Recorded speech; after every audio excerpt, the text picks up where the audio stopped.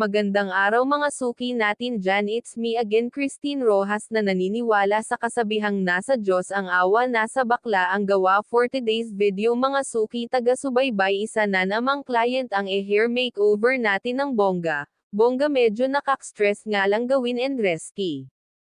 Mag-hair ribbon and keratin botox tayo ngayon sa ating customer. So, sa nakikita nyo sa video mga suki na ang hair ni Madam is super bugbog sa hair bleach hair color. As you can see mga suki, very unhealthy, frizzy, rubberized, damage na ang hair ni client. So tara, let's do some magic.